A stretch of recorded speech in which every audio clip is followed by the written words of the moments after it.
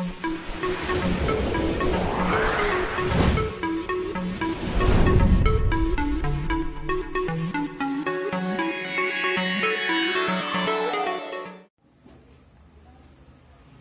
सीखा है समुंदर से जीने का सलीका। मैंने सीखा है समुंदर से जीने का सलीका। चुपचाप रहना और अपनी मौज में बहना। चुपचाप रहना और अपनी मौज में बहना। So welcome to Biology पाठशाला। Today's class is dedicated a NEET aspirant और आज की पाठशाला में हम बात करेंगे प्रयास बायोलॉजी नीट सेट सीरीज की, और इसमें हम बात करेंगे टॉप 15 MCQ क्वेश्चन की, जो कहीं ना कहीं नीट में पूछे गए हैं एवरी ईयर। ठीक है, सो हम लोग स्टार्ट करते हैं। सबसे पहला जो क्वेश्चन आपसे पूछा जाएगा डेट इज ब्लड में पाया जाता है, ये रिपीट भी हो सकता है, तो ये क्वेश्चन बहुत इंपॉर्टेंट है और 2016 में ये पूछा गया है। ब्लड में पाया जाता है, तो ब्लड में बेसिकली कंपोनेंट जो होता है वो होता है प्लाज्मा का, ठीक है, आरबीसी का और डब्ल्यूबीसी का।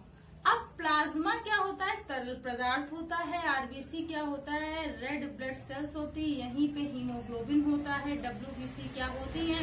व्हाइट ब्लड सेल्स होती हैं और क्या करती है? इम्यूनिटी या प्रोटेक्शन के लिए हेल्प करती हैं। तो ये कुछ बातें आपको पता होनी चाहिए ब्लड के रेफरेंस से। ब्लड एक क्या होता है बेटा? कनेक्टिव टिश्यू होता है। क्या होता है? कनेक्टिव टिश्यू होता है।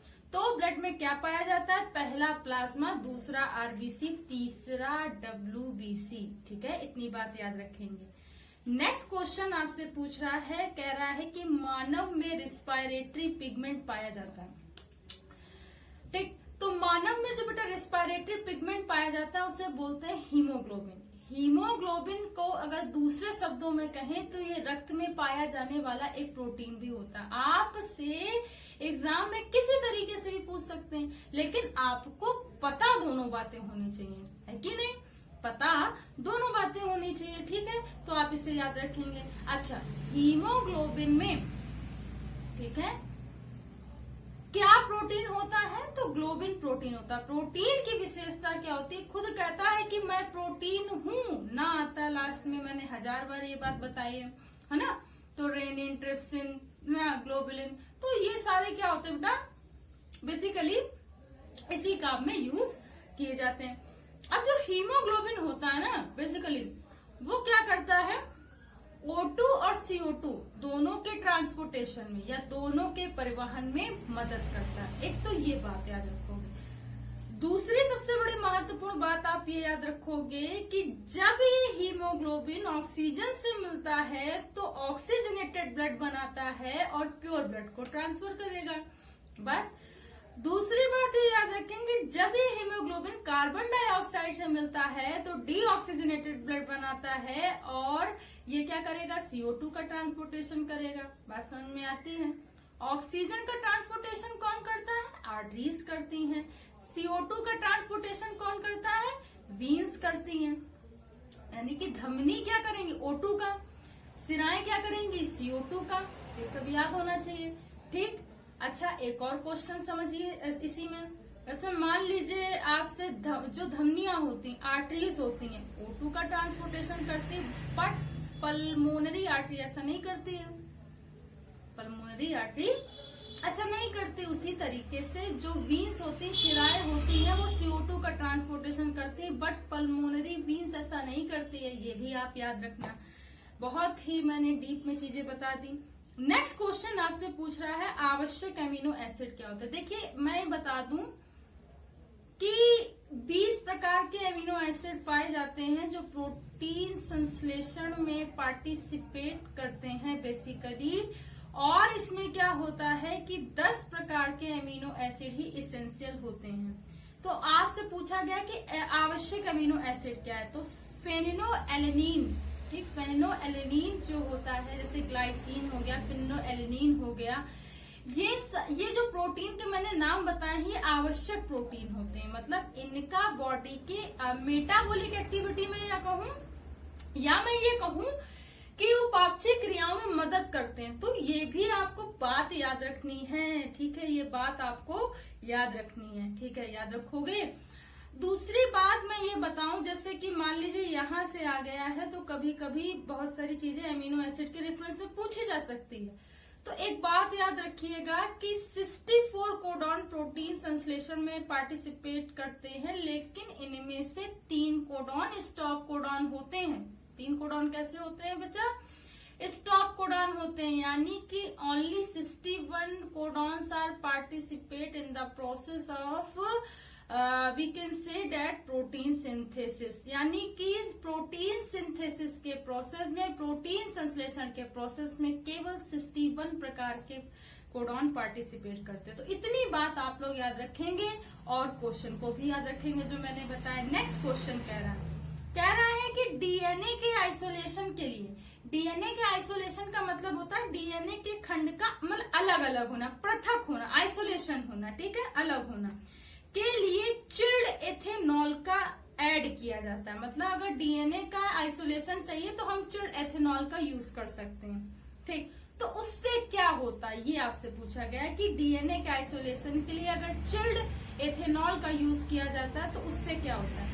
उससे डीएनए का प्रेसिपिटेट प्राप्त होता है। मतलब कहने का ये है हिंदी में, डीएनए का अवक्षेपण प्राप्त होता है। क्या प्राप्त होता है? अवक्षेपण, यानी कि उसका एक फॉर्म प्राप्त होता है, ठीक है, जो एक तरीके से थोड़ा सा कैसा, एक लिक्विड, एक अवशेष के रूप में क्या होगा, वो एक वेपराइज फॉर्म में होगा, क्रिस्टल फॉर्म में होगा, ठीक है। डीएनए के लिए क्रिस्टल फॉर्म अगर हम यूज करें तो ज्यादा बेटर रहेगा, तो वो क्रिस्टल फॉर्म में मिलता है।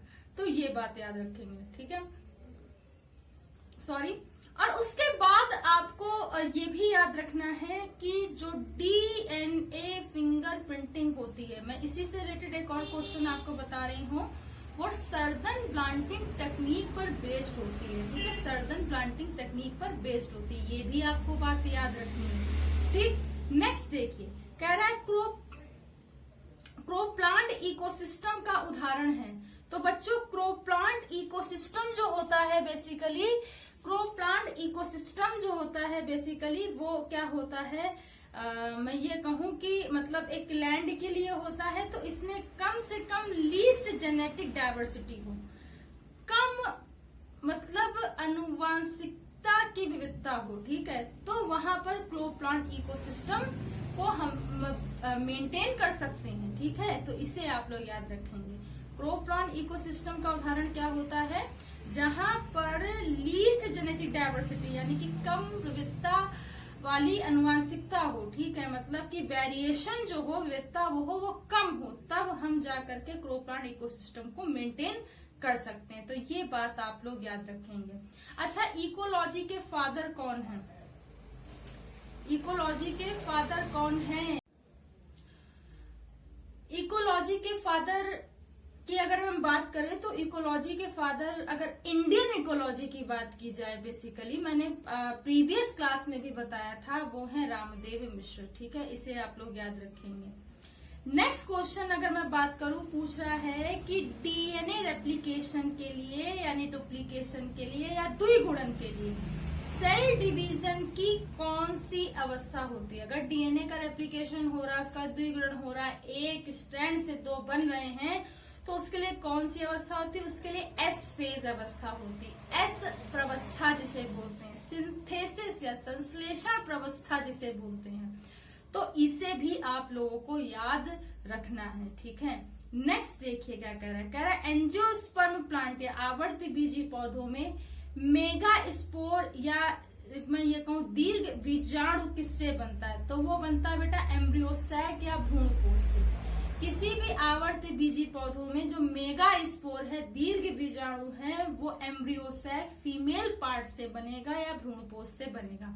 इस बात को याद रखना होता है। अच्छा, मेल गैमेटोफाइट क्या होता है, या मतलब मैं ये बताऊं कि मेल गैमेटोफाइट मतलब मेल प्लांट क्या होता है, तो वो होता है आगुड़ित। कैसा होता है? आगुड़ित। इसे भी याद रखना है। नेक्स्ट क्वेश्चन देखिए, कह रहा है कि निम्नलिखित में से कौन सी बोन स्कन से रिलेटेड होती है? तो आपसे पूछा जा रहा है कि कौन सी तो ये बोन होती है बेसिकली जो स्कल से रिलेटेड होती है, जिसे बोलते हैं टेरिक्वाइड बोन। क्या बोलते हैं बेटा? टेरिक्वाइड बोन।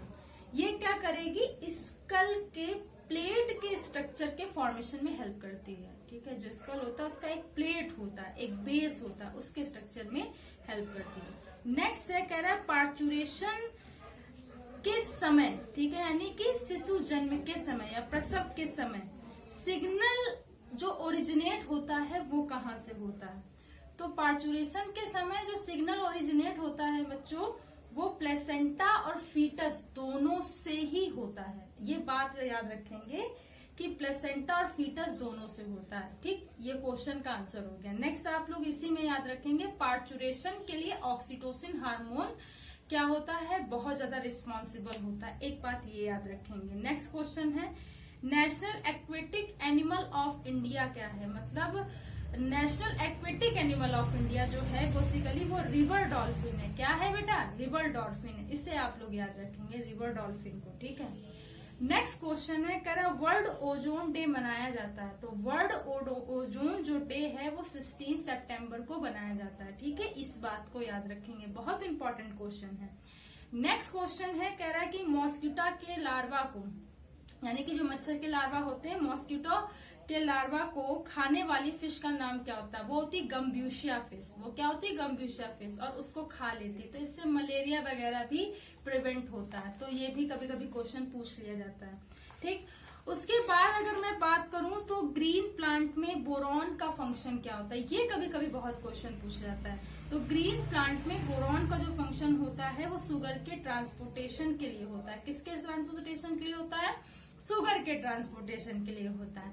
नेक्स्ट आपसे क्वेश्चन पूछा जाएगा कि निम्नलिखित में से कौन सा प्लांट हार्मोन जिब्रेलिन के विपरीत कार्य करता है? मतलब ऐसा हार्मोन बताइए जो क्या करे, उसके विपरीत काम करे। तो वो होता है एब्सिसिक एसिड। जिब्रेलिन क्या करता है? ग्रोथ को बढ़ाता है। एब्सिसिक एसिड ग्रोथ को रोकता है। तो ये बात याद रखेंगे। नेक्स्ट क्वेश्चन है, कोर मेटल ऑफ क्लोरोफिल क्या होता है? मतलब उसका जो सेंटर है क्लोरोफिल का, पर्णहरिम का जो सेंटर है उसे हम लोग कहते हैं एमजी।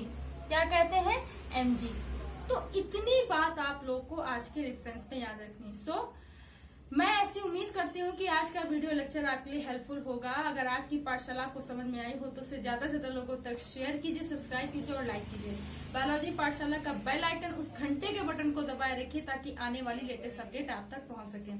अगर आज की पाठशाला का आपको पीडीएफ चाहिए तो मुझे आप मैसेज कर सकते हैं, आपको पीडीएफ मिल जाएगा। तो thanks to all student to watch this class और ये पाठशाला। Thanks again, keep watching student.